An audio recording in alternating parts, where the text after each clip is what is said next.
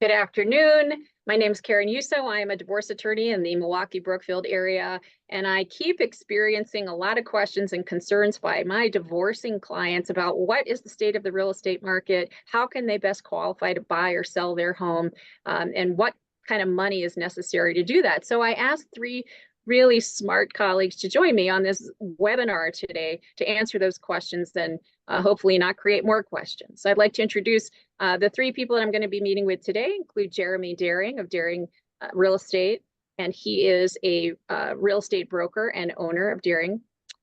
Michael Creed of Luminate Home Loans is a mortgage advisor and branch manager, and Heather Deaton of Ellen Becker Investment Group. And hopefully these people will be able to answer all the questions that I had and my clients have, and even more that you as the listening audience might have. So Jeremy, I'd like to start with you since you're our real estate expert.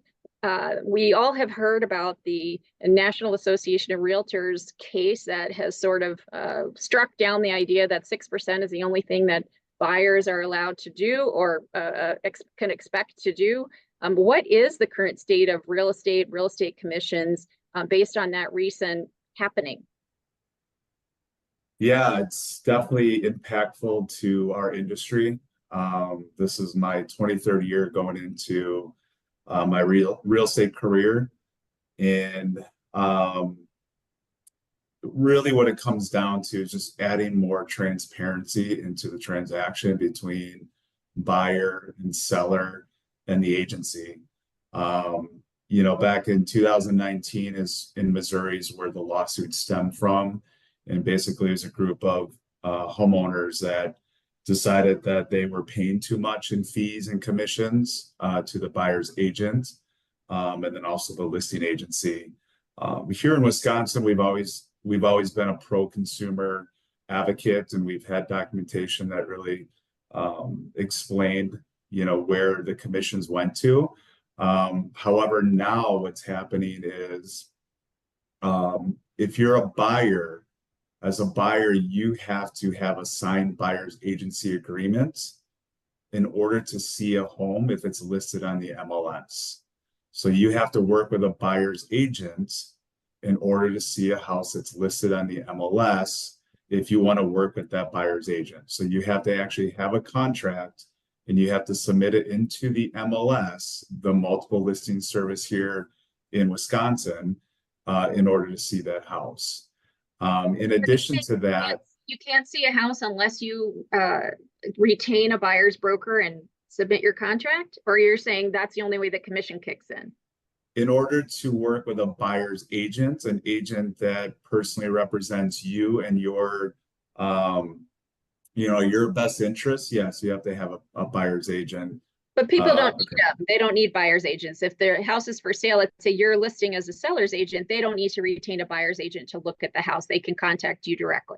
That's correct. Yeah, they can contact the listing agent, or if it's a for sale by owner or a limited service listing, such as if the seller is representing himself, but it's listed on the MLS, that seller can still represent himself and work directly with a consumer. Well, I, having had my share of pro se or unrepresented divorce cases, highly encourage the use of experts in all aspects of a buying or selling of a property or investing. And I'm Agreed. Curious, when you retain an agent, either as a buyer or as a seller, and again, relative to my divorcing practice, do both people who own a home have to be on the listing contract for sale? No, they do not. It's advisable that they do. So you have consent from both people, but no, you do not have to have both parties sign that listing contract. So what happens if they're both not on it? Nothing. The listing contract, the home can be listed, but if it's a homestead state, right? So if it's owned by a married couple, they will have to sign the final closing documents and the deed at the time of close. But on the listing contract, in order to list a property, all parties do not have to sign. So something that I've that I've been used to is, let's just say there's 5 siblings on a house, and only one sibling signs the listing contract, that's okay. But at the time of closing, when the final deed and the closing statement, every sibling has to sign. And in addition to that, let me rewind on that, Karen. So when an offer is presented and we want to accept that offer, the offer has to be signed by all parties as well. So again, in the context of divorce, either pre or post the actual judgment of divorce, it can be problematic if a husband and a wife, or even in a same-sex couple, right? If they're married, if both people aren't on the listing contract and then you get an accepted offer and you have a closing date set, the other person who wasn't on the listing contract can blow it up. Is that fair to say? Yeah, I think that's fair to say. It would be very problematic by not having both parties consent to the listing contract up front. I've never experienced that in a divorce case where I've always had both parties agree to sign the listing contract. I just think it's a recipe for disaster if you just have one party agreeing to the upfront listing contract and Yeah. not aware of everything that's going on throughout the real estate transaction. So Or it's have a input. Or have input. correct. And I'm curious, certainly I think there must be differences between an intact marriage, selling a house, buying a house versus parties going through a divorce. What differences do you see? How are you handling it differently?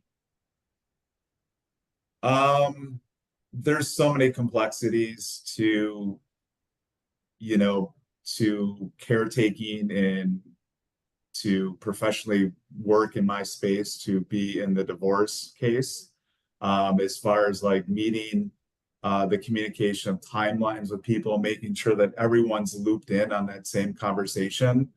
When we go see the home in order to evaluate the house and to see what the house needs in order to improve it or in order to get it ready for sale, I really like both parties there as well. So that way I can go through the home and let them know.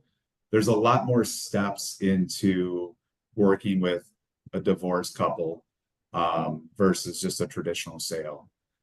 It's really making sure that, I, including my team, know that and that everyone is well aware of that so that they are communicated, on every step of the way. That's the most important, is the communication piece. Not that we don't do that throughout a traditional sale, but on the divorce case, it's imperative. Well, Um, it's like any marriage where one person might take the lead, right? Dad's working, mom's a stay-at-home, mom's in touch with you and doing all the details of a walkthrough or staging. But in a divorce, it becomes problematic if both people aren't on exactly the same page with what needs to happen. So I am hearing you say, joint on the contract, on the listing contract, joint on any acceptances, offers, or setting the parameters for sale, or we run the risk of problems later. And we don't want problems with real estate. Now, here's another question. I know as a realtor, you have the skill set to do a market analysis, which is sort of a step down from an actual formal appraisal. What's the difference between the two? Sometimes people don't want to pay for that appraisal and they're content to do a market analysis. Are they trustworthy? Do they take into consideration some of the same things? yeah, that's a really good question. If you asked an appraiser, they would say they are they're more suitable to provide you the best number because they're technically a licensed appraiser, right? They're certified and doing evaluations, and they probably do a good appraiser probably does 15 to 40 of them a month. So that's their job. Wow. Most agents, depending on their skill set and their knowledge, their experience, especially in that area, are doing market analysis, but they're not great at it. So it really depends on the professional that you're working with. The difference between the two is one is licensed as a certified appraiser. The other one is a market analysis, which is in my world is called a CMA, which is a comparable market analysis. From my standpoint, as a licensed agent, right, 23 years doing it, I feel like I look at more of a futuristic viewpoint in knowing what the trends the value trends are happening in that area versus the subjective matter that an appraiser looks at, where he looks at just the sold properties in the past. In addition to that, a good agent is going to look at, you know, what the buyer wants in today's market, and does that fit according to what this house has? And he's then the appraiser, him or her, is going to reflect their price based on that. So if a home has some, you know, nice hardscapes, landscaping hardscapes, some really nice updates, the house is well taken care of and it's updated, like the Pottery Barn, you know, grays, blues, quartz tops, you know, it's you know, looking really nice. That house is going to sell, I think, more than what an appraiser is going to value that property, because that's not what the appraiser is looking at. He's looking at the conforming Fannie Mae, Freddie Mac, Ginnie Mac guidelines that he's got to fit, you know, this appraisal parameters into. So again, you can line up 5 different appraisers and get a different value, and you can line up 5 different real estate agents to get a different value. You know, that was really my next question, because in my experience, the court will always order an official expert appraisal, that it comes back with one number and the parties have to live with it. And, you know, you can get that second appraisal and come back with a different number, but it's never really a range, right? It's just a number based on the pluses and minuses and the appraisal based on recent sales of comparable properties, versus in the market analysis done by the realtors that we've engaged, it always looks like a range. And that gives the parties a little more wiggle room to negotiate and land upon a number. I just like sort of conceptually that opportunity, as opposed to saying, here's a number and you're stuck with it. And I really like what you've said about it's futuristic. And I think that everybody has their own opinion, and sometimes sentiment is the basis for their opinion. And that doesn't really work in the real world. It's what does that buyer want? What is the buyer going to change or like?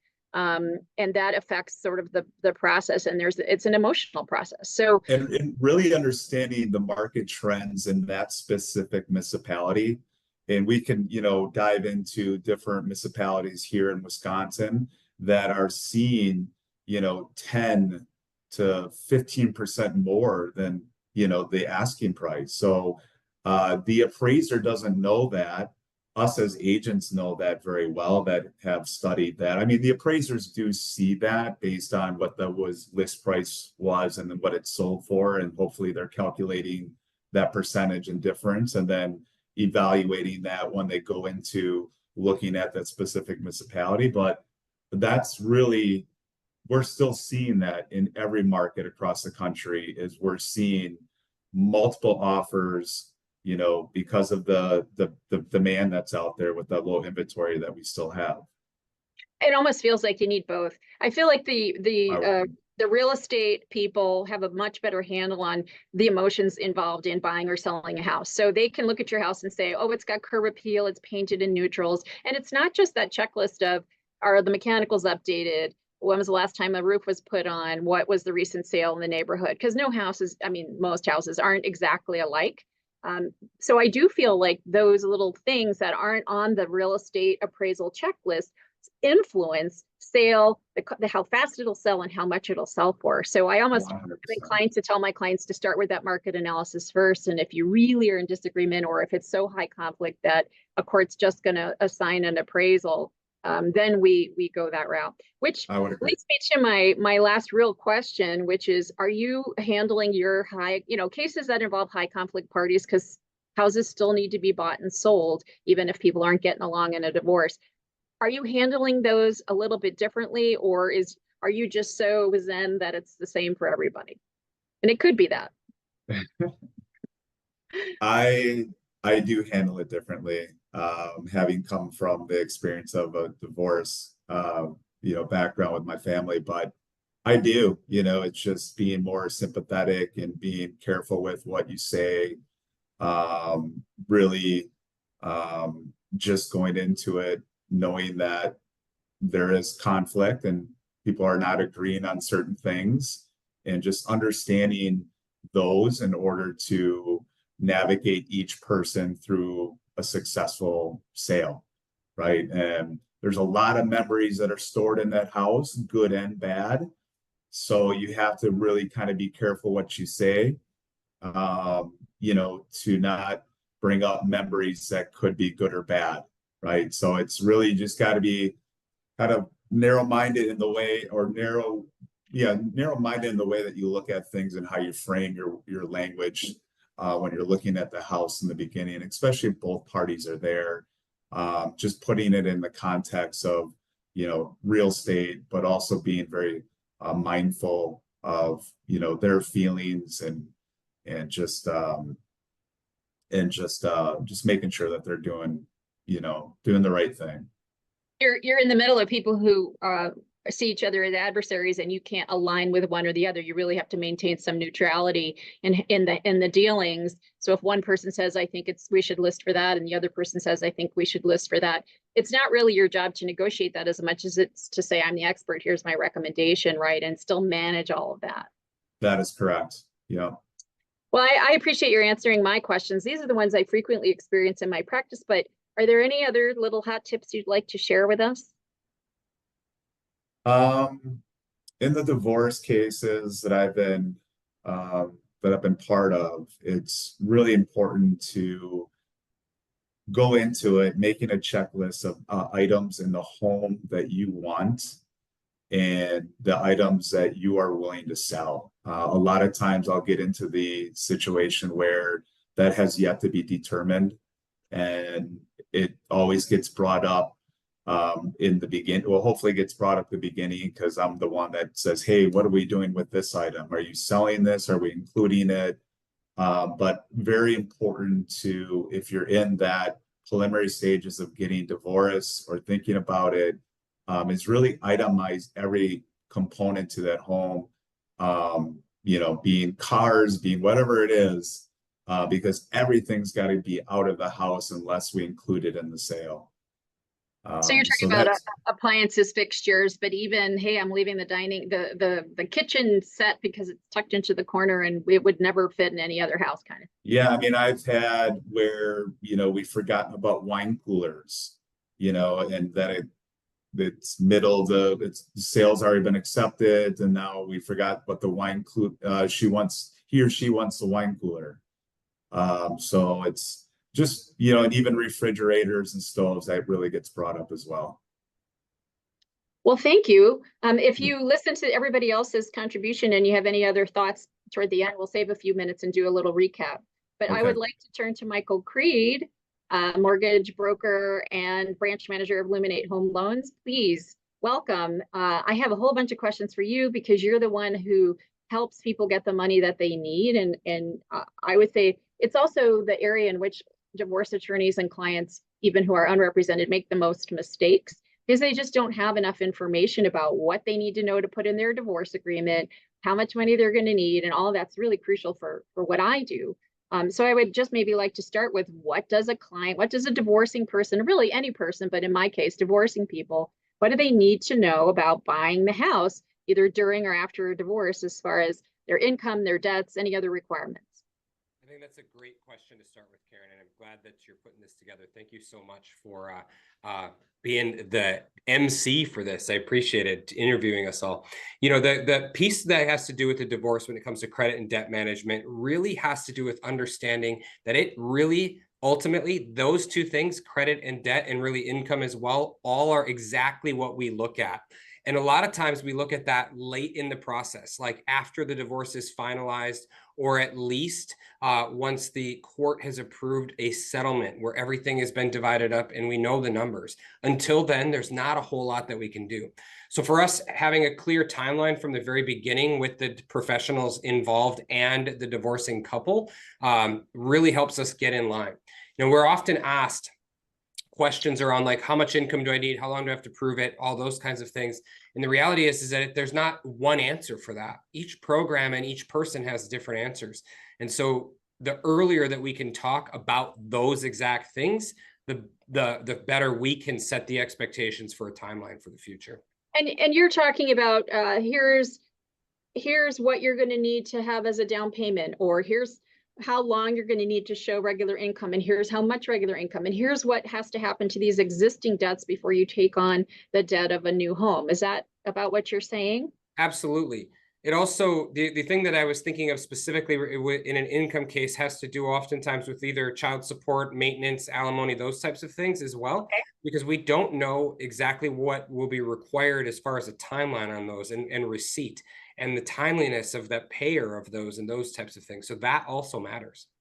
You know, and different lenders are saying different things. I had a client come in and meet with me this week and said the lender she interviewed told her that she was going to need at least 3 years of maintenance or spousal support before she would qualify to have a loan on her own. And I thought, wow, that's a long time.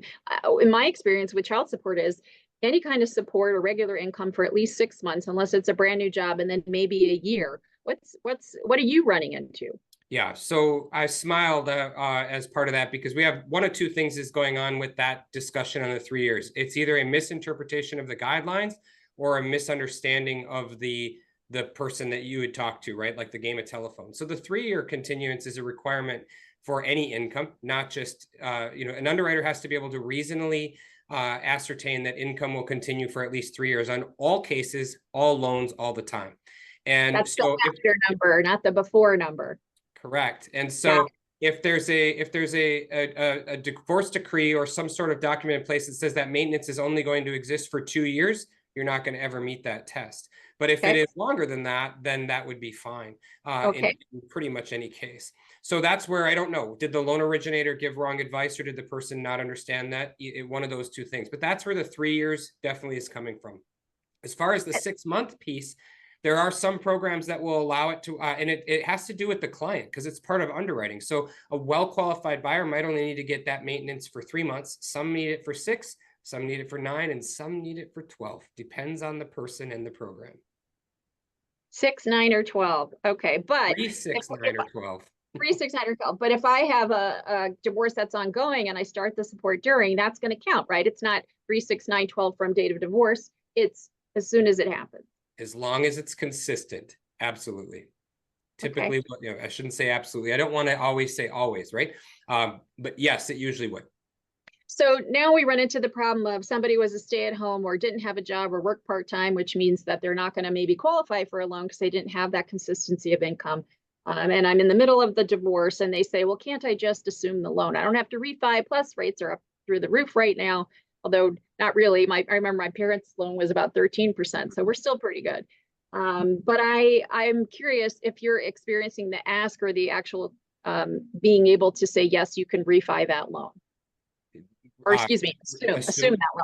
Yeah, an assumption definitely can happen in some situations. I mean, you guys are going to love this. Everything I'm giving you is so ambiguous, but they're lawyer answers. It depends. Works. So it depends on the loan. Government loans typically can be assumed as long as the person qualifies. Government loans are also the most strict of the programs when it comes to that gap in income, that stay-at-home mom that you described, et cetera. So there's definitely a challenge there. What constitutes a government loan? FHA, VA, USDA. Great question. Thank you for making FHA, FDA, US. FHA, VA, so those are for veterans, and then USDA, which would be more rural. Those loans are typically assumable, but they all have their own different rules as well. And then conventional loans sometimes can be assumed, oftentimes they cannot. But I have seen them.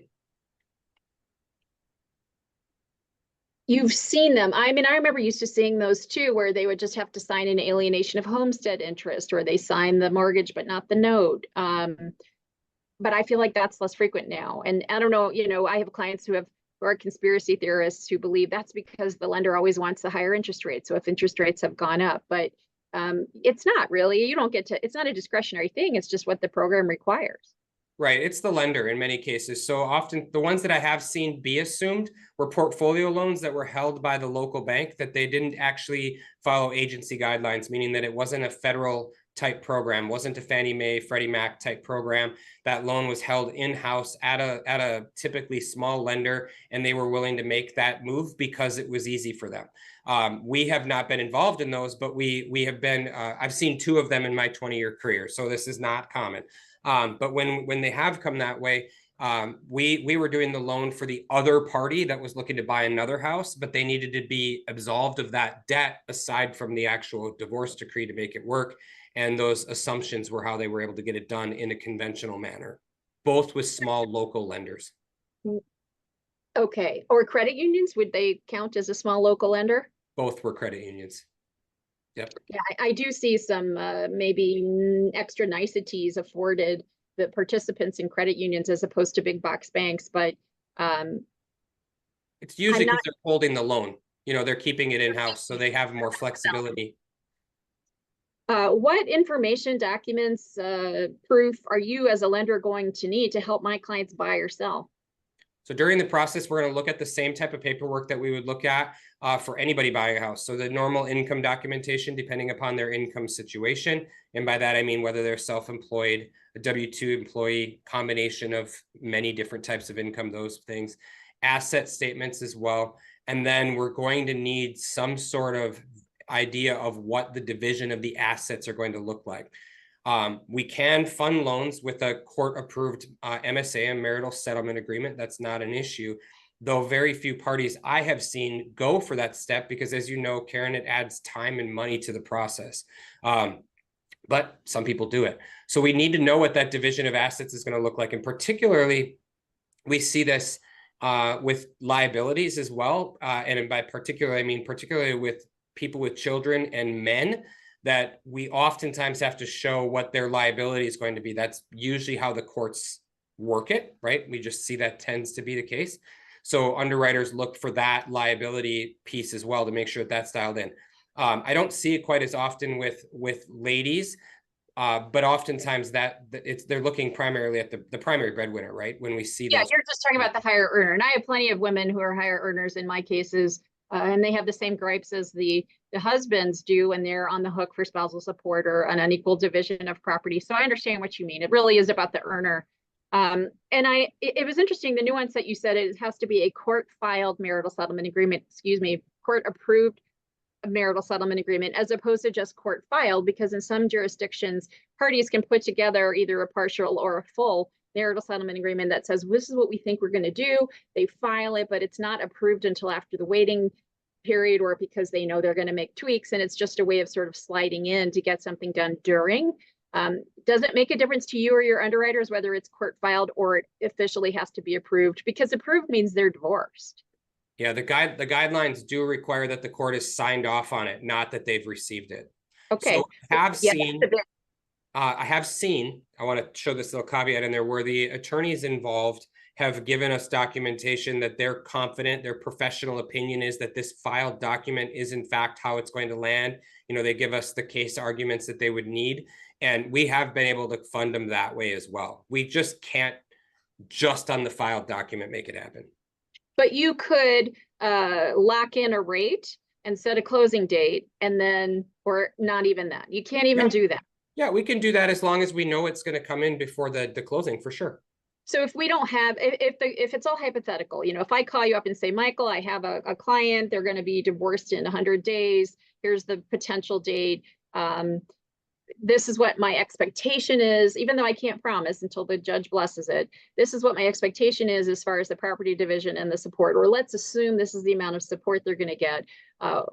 You could set a closing date or pre-approve them for XYZ, even though they can't close on it. They can't take out that loan or transfer title until after. Is that fair to say? Sure. Absolutely. Okay. Yep, that's accurate.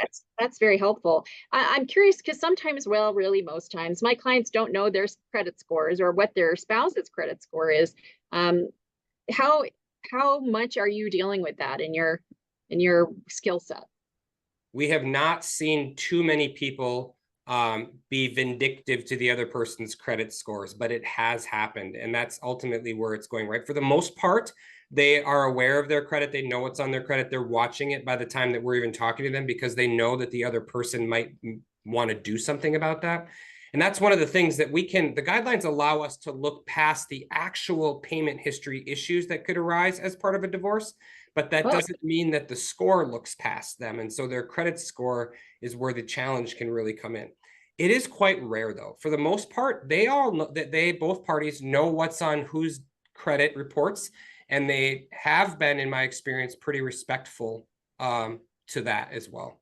How long does it take for a person to remediate their credit score if you're married to somebody who ran up a lot of debt and then wasn't making payments? We have some cases where clients come in, they've never even seen the finances. They're required as part of the divorce process, and suddenly they're seeing $45,000 worth of credit card debt. It's only in their spouse's name. Sometimes it's in their name, but it's still marital. So how long does it take for them to say, here, what do I need to do to fix this scores to maximize my best loan? Well, if it's only in one person's name or the other, it's only going to be on that person's credit. Their credit is completely independent. Sometimes that high credit debt, high balance, it's really not about the dollar amount most of the time. It's about the ratio of the balance to the limit. And in many cases, these individuals might be authorized users. Just removing that authorization is all it takes to get them off their credit. If it's a joint account, though, the creditors are going to say, hey, I know that you're divorced.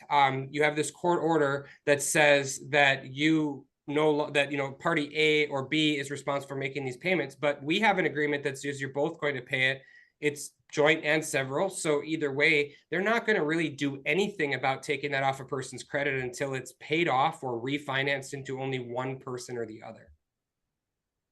And Michael, is that something that you can manage, or do you have resources and outlets to help people? Yeah, absolutely. I mean, it's actually very rare that it's an issue, but we have resources that would allow people to take care of that through a lot of different ways, actually. Yep. So as my clients are trying to figure out what they can afford, what should we be telling them is this is how much you're going to need to come up with to fund a new house, fund the down payment, improve your credit score? I think the best way to answer that question is to just have them talk to a trusted mortgage advisor, right? All of the people on this call have people in our spheres, right, that are experts in each of the areas, because there's not just one answer, Karen, right? That's the thing. Every person's situation, just like Jeremy had said when you had asked him about how he handles the sale, they're so unique, so different that one person's approach might be super easy. Another one's, I mean, we saw one not too long ago that there were about 20 properties involved, and it was just a big, complicated file. And we were able to figure out a solution, but it took so much digging to get to that and get to a spot where the solution we figured out, in fact, had nothing to do with me. So we sold sell a house and had someone move into another one. Yeah. We still have that 20% down payment has to be paid or else kind of thought process. But I think that that's wrong, right? Although I assume the more you put down, the lower the interest rate. Well, the less that the loan level price adjustments apply. So the rate might not be lower, but it definitely won't be as expensive from a closing perspective based on the loan level price adjustment matrix. What's the minimum down payment for someone who's not owned property in the last 3 years on a conventional loan is 3%. Now, if you have a divorcing couple, they're both on title, then that doesn't qualify. However, they go to 5% down as minimum in that case on a conventional loan. Now, there are some caveats where people could put less down, but that's the good general rule to keep in mind. It's not 20%. So is it really just title? Because that's what I heard you say. If you haven't been on title for the last 3 years, you could potentially qualify for that 3% down. But we're a marital property state, so you don't have to be on title for it to still be half yours. In principle. Yep. How much is the being on title part relevant to what you just said? It's 100% relevant. That's all that we look at. So with it being a marital property state, it's I don't know what the legal term would be for it, but it's half by virtue or whatever versus actually having their name on that document. We only would look at the name on the document. Now, the reality is that the vast majority of people are on the mortgage, and if they're both in the mortgage, they're almost always on title because of how the process works. So there's that piece to it. But yeah, if you have and we have done this for divorcing clients in where they're in the process or they've recently gotten through it, where only party A is on title and on the mortgage and party B can in fact buy a house. I really like what you said, and that's new. That's something new that I just learned, which is I actually have quite a few of my cases where one party alone is on the mortgage and the title, the other is not. And so in your eyes, that kind of makes them a new home buyer. Mm-hmm. Okay, absolutely. That's really helpful to know. Another assumption I made was that same thing where if you have too big of a loan or you have too small of a down payment, you're going to be required to carry PMI or escrow. What's the truth? That is true. 20% down is the minimum to avoid PMI or escrow in basically every case. There are a few exceptions to that one too, but not very many.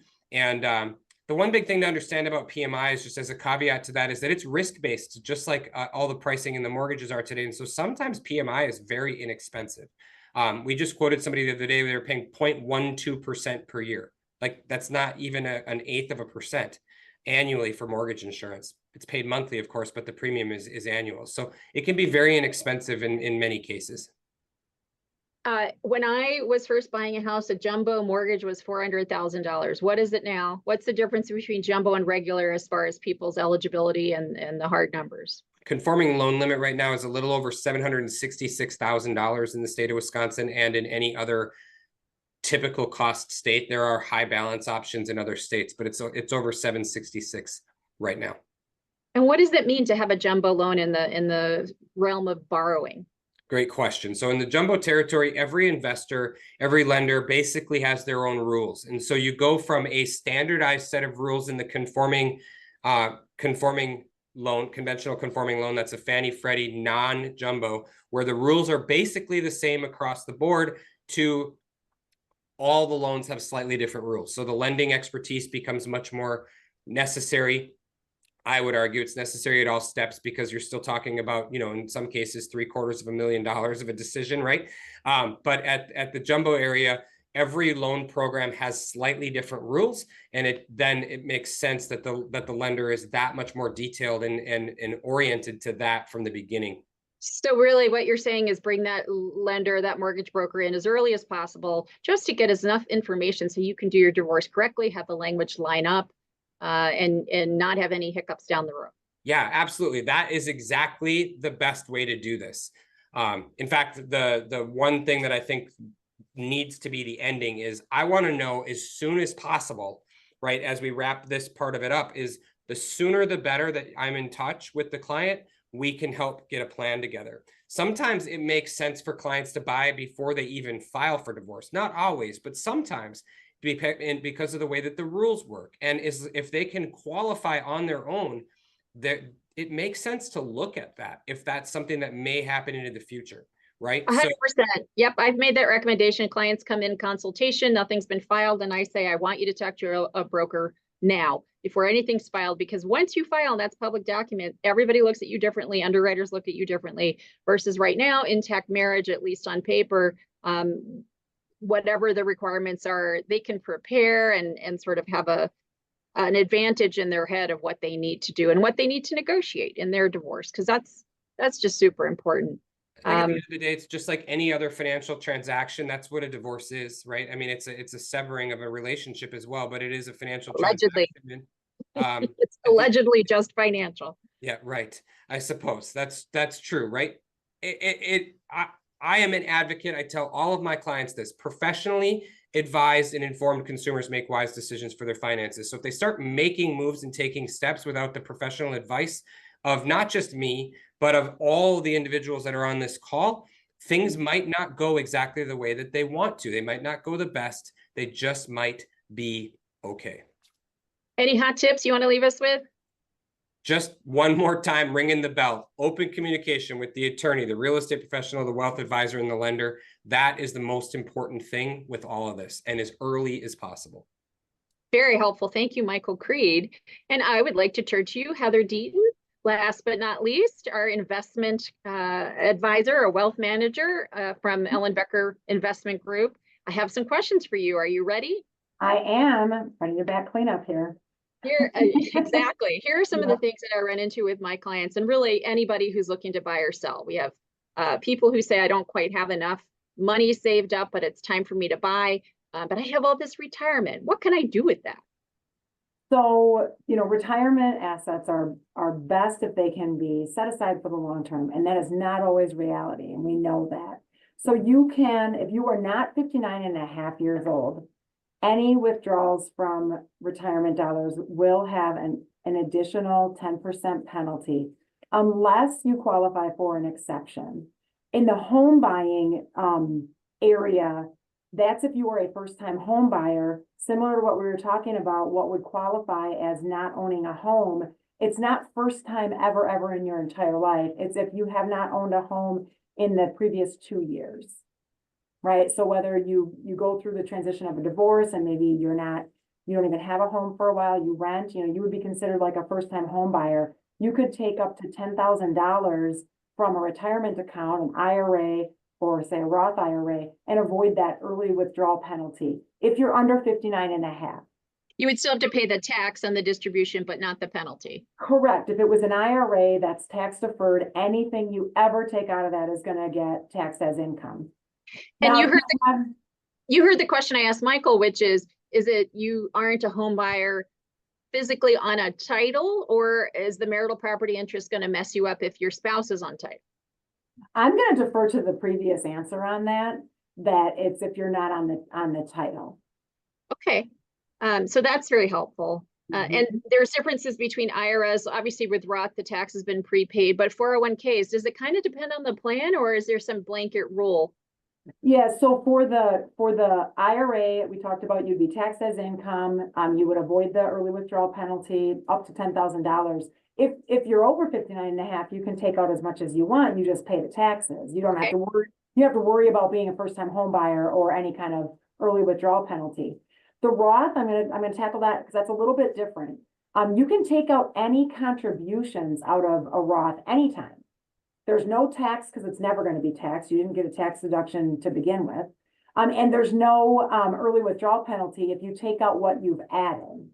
Now, if you Contributions are the basis, is what you're saying, correct, not the gains. Okay. right. If you want to get to the growth, then you have to follow that early withdrawal rule. You'd have an early withdrawal penalty if you're under 59 and a half, unless it's the first time home buyer and you're only taking out $10,000.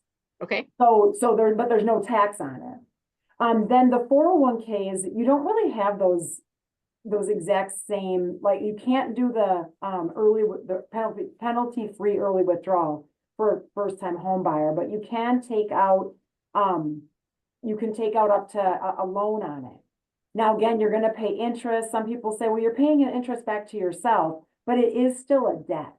You have to disclose it to the lender. They're going to see that as another debt that you have. You can only take up to 50% or $50,000, whichever is lower, out of a 401k, and take it as a loan. You wouldn't pay tax on it unless you can't pay it back and you have to take a bigger withdrawal later, or or if you leave employment. Now so that's kind of how the things that might be in your name as the buyer.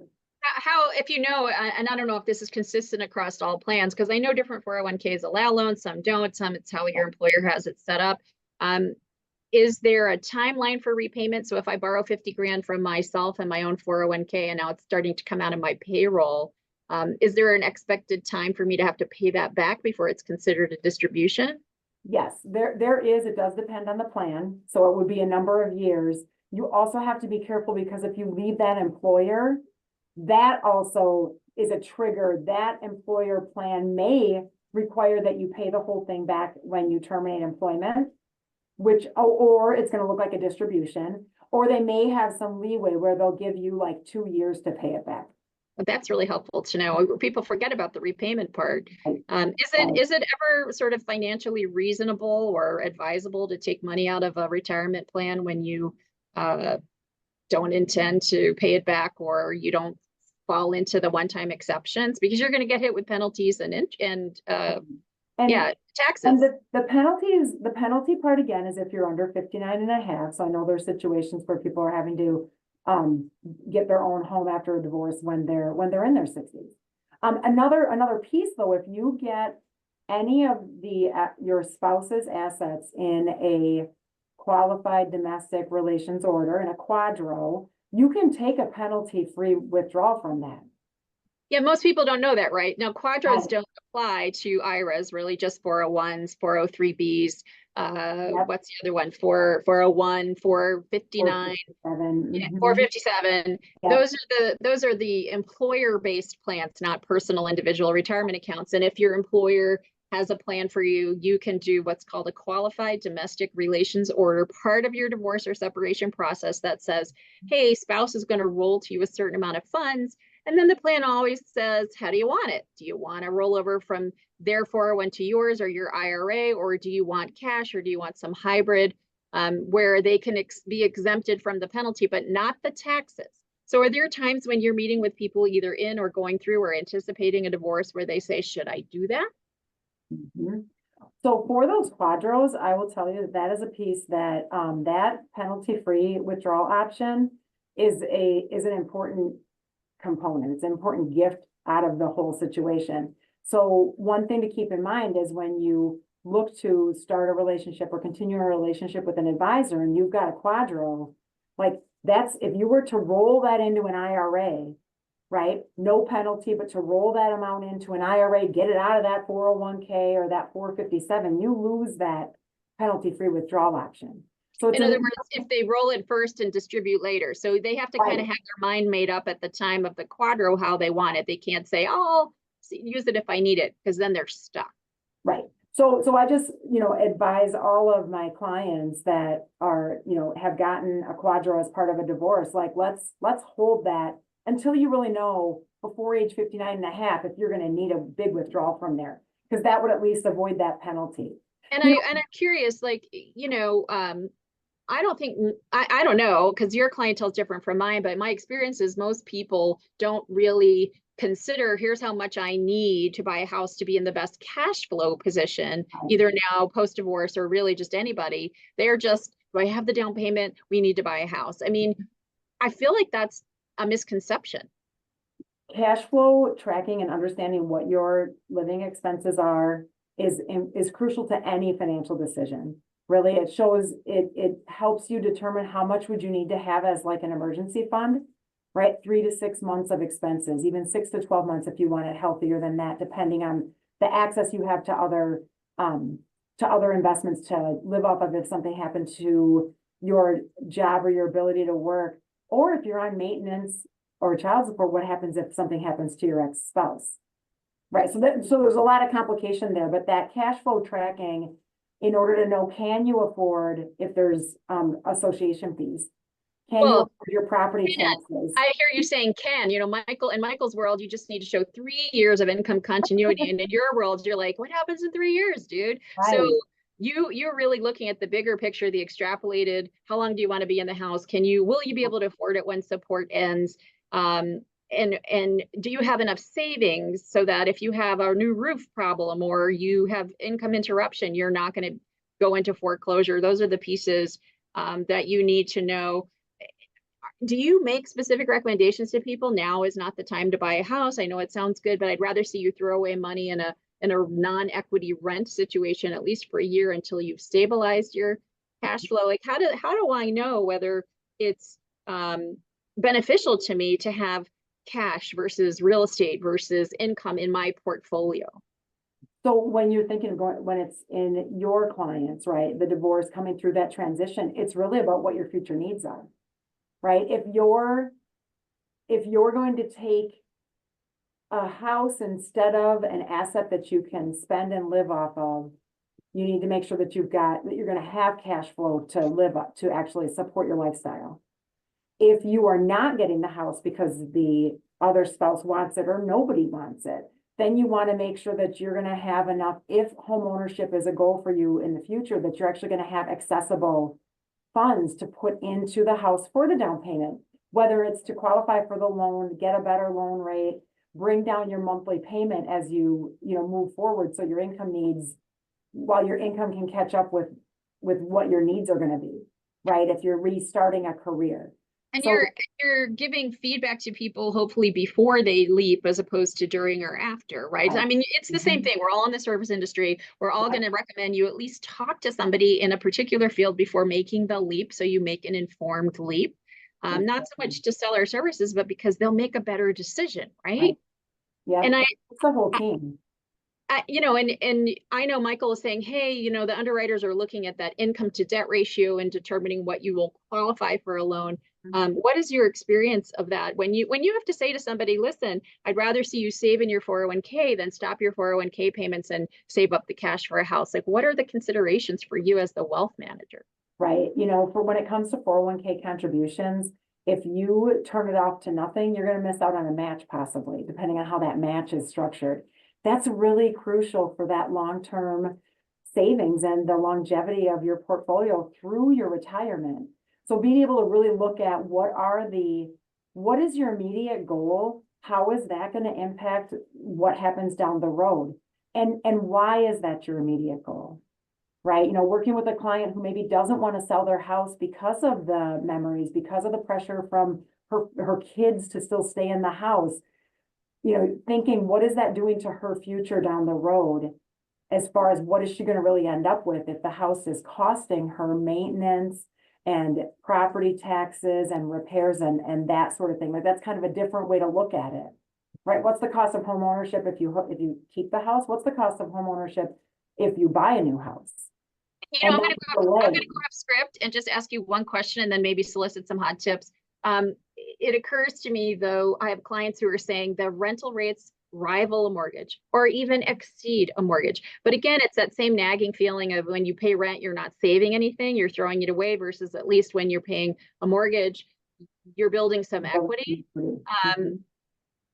Is it fair to say though, there are some circumstances where paying rent still puts you in a better position longer term because you know what the cash flow is and it's you can always leave that apartment and go someplace cheaper versus if you're in a house and suddenly you hit an emergency and you've got this mortgage, you sell, you foreclose, like are the options less? I think there are definitely situations, and I think everyone on the call would agree where continuing to rent for now is a better decision if you don't really know where you want to live, right? If your kids are going to be out of the house in 4 years and maybe your needs for what that property would need to look like would be so incredibly different in 4 years that buying now might not make sense for what you'd have to go through. So you're not always saying buy a house, it's the better investment. Each situation is so unique. Home ownership is a big driver of generational wealth, right? And it's a nest egg for when you decide to sell that or access it later in different ways, right? You also can't eat your house, right? So like it's not, you know, unless you take on debt, it's not liquid to live off of. So there is definitely that balance. So really working on, you know, what are your core values around home ownership as you transition through to what this new path, the rest of your journey is going to be like. You know, what is your cash flow now? What's that going to look like in the future? You know, how is that going to improve? How could it possibly get less desirable? Any hot tips you want to leave those of us who are maybe more financially challenged with? So when I talk about cash flow, the best way to do, because it's not budgeting. I don't like the budgeting word. Okay. It's more of a backwards look, more of a backwards budgeting. What are you spending on? So, you know, it's almost July 1st, right? So at the time of this recording. So the beginning of the month, you look at your bank transactions for the month of June. What came in, what went out, and maybe the big categories of where did it go, right? How much went to gas, housing, kids' activities, groceries, right? Travel, that kind of thing to really see the trends of what are you spending on and does it align with your values? You know, and to also watch the things that are out of your control, right? We can't control the price of gas. We can't control the price of our rent exactly, right? Or our mortgage. So there's those pieces, but that's the best way to see how much do you need to live off of. It informs how much your emergency fund should be, right? 3 to 6 months, 6 to 12 months. How much extra is there to maybe save? And how much might you need in retirement? Because your lifestyle is not probably going to go down. Right? And that's really where you come in to help people. Like they can't just do easy math, right? That's a real process to figure it out with inflation and compounding interest. And really, everybody should do that cash flow tracking on a monthly or at least a quarterly basis.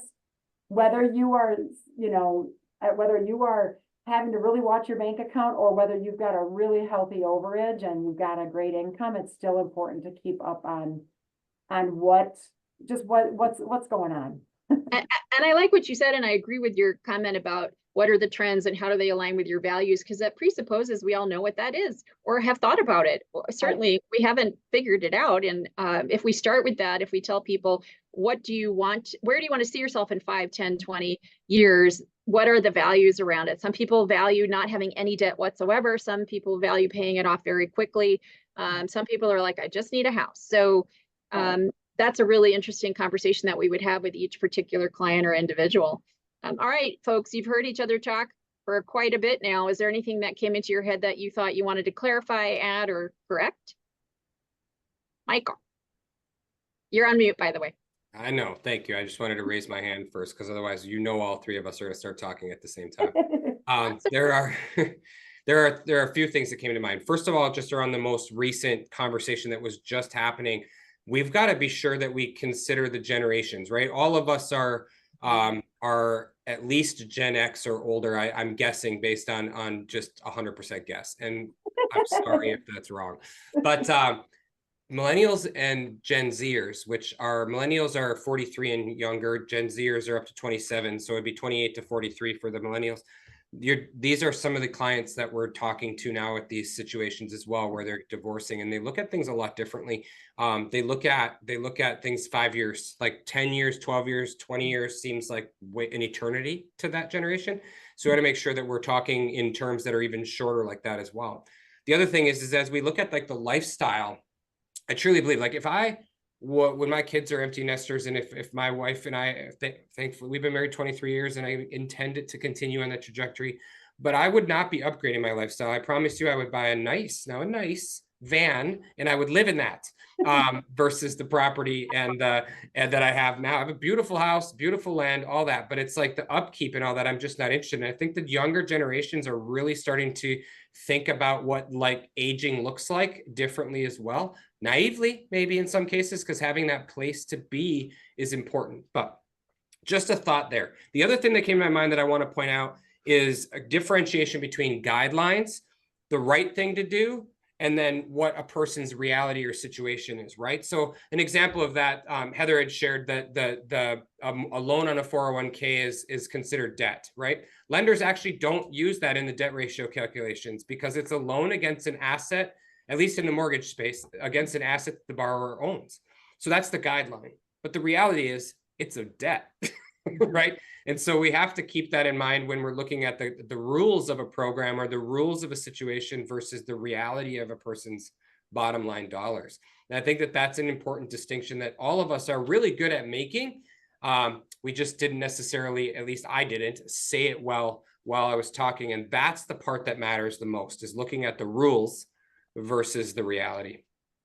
You know, and that brings to mind a thought that I'll leave all of you with to share with your potential clients. Prenup, prenup, prenup. If this is your first rodeo, you know how hard it is to deal with the asset division, the debt division at time of divorce. And then that makes it harder to get that next house or make those next investments. But if you have a prenup that outlines who's got responsibility for what might the spousal's work be or not be, that sure goes a long way to making fewer the amount of questions or hiccups that you experience along the way. I know it's not romantic, people, but prenups really are a good roadmap. And you've just heard from all these experts what you're going to need to make sure you have a true roof over your head or sell the one you've got. So thank you again, Jeremy Daring, Michael Creed, Heather Deaton. I hope that this is informational for those of you who are watching, and you're certainly welcome to feel free to reach out to any of us if you have more questions that we weren't able to cover in this speed round of real estate for divorcing people and beyond. Thank you. Thank you. Thanks, Karen.